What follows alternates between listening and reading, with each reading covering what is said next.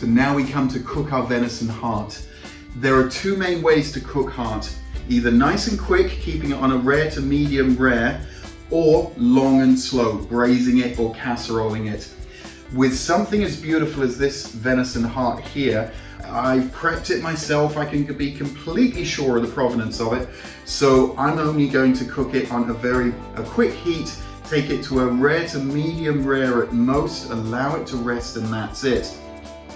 With regards to flavoring, I'm going to keep it really simple. In the pan, just a little bit of garlic, a bay leaf, some nice woodland herbs here. I've got some local thyme and rosemary.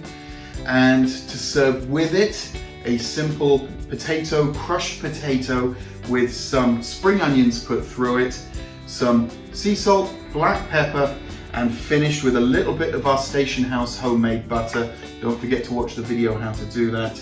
And that's going to be it. Beautifully simple, celebrating the ingredient that we've got. Let's get going. First, chopping our spring onions.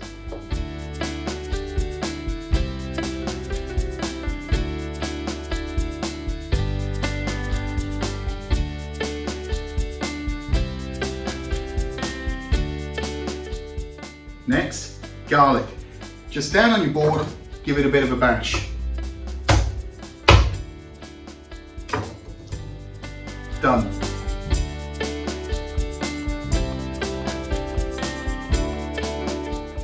Medium-sized pan, nice heavy base. Oil in. Nice quality olive oil. Chopped spring onions in. Don't overcook these. We're looking for them to have a little bit of crispness to them, a little bit of crunch and texture.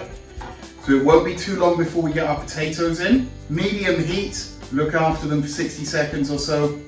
And now we've got our crushed potatoes, plain boiled potatoes that I've just crushed down with a fork. They go in. And stir. Don't break them up. We're not looking for mashed potato here. We want nice crushed potato. And we're going to look after those until they just start to form a nice light brown crust on the outside. Now, the venison. The pan is on, medium heat, and I'm going to start off again with my nice olive oil. And just throw in your garlic, whole as it is, skin and all. And then we've got our bay leaf and our woodland herbs, just some rosemary and thyme.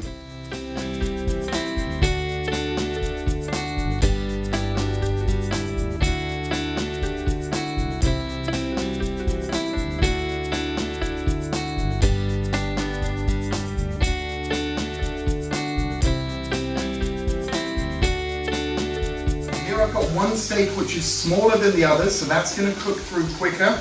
Remember that you can watch the cook line rise, so make sure you're having a look at your steaks.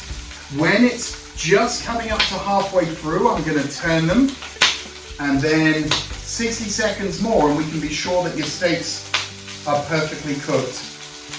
Ready to turn now. One turn.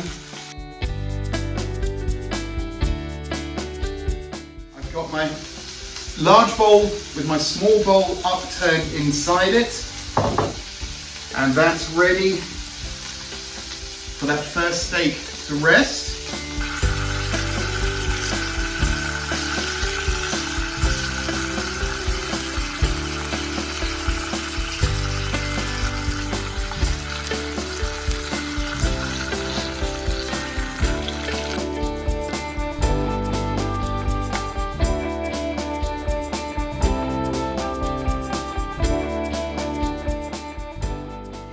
So our venison has been rested for about 7 or 8 minutes now, so about as long out of the pan as it was in the pan, and it's beautifully tender with a nice dark crust on the outside, and hopefully we're going to be nice and medium rare in the middle. And we're going to plate first by just putting on some of our lovely crushed potatoes.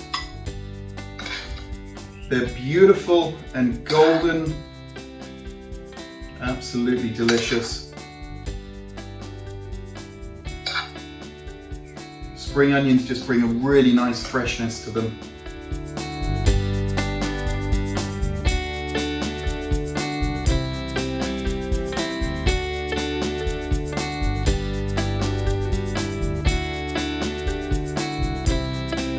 And now, just place your venison on top of your crushed potato.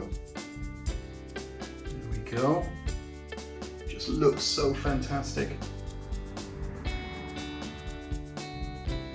Beautiful and tender.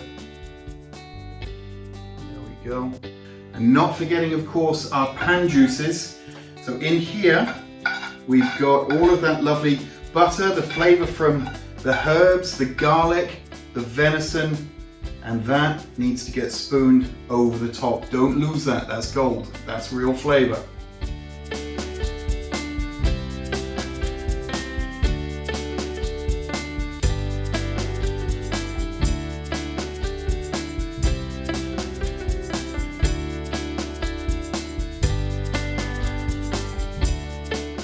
And there is your beautiful finished dish. Time to have a taste. It looks so inviting. Crushed potatoes are really fresh and vibrant. The heart cuts like butter. It's so lovely.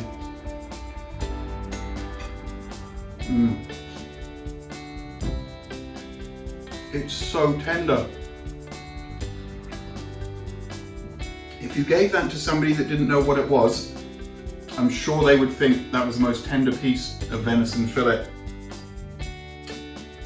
It's delicious, it's melt in your mouth, full of flavor. Dumfries and Galloway venison heart with some crushed potatoes, fresh herbs, treated with love. What could be better?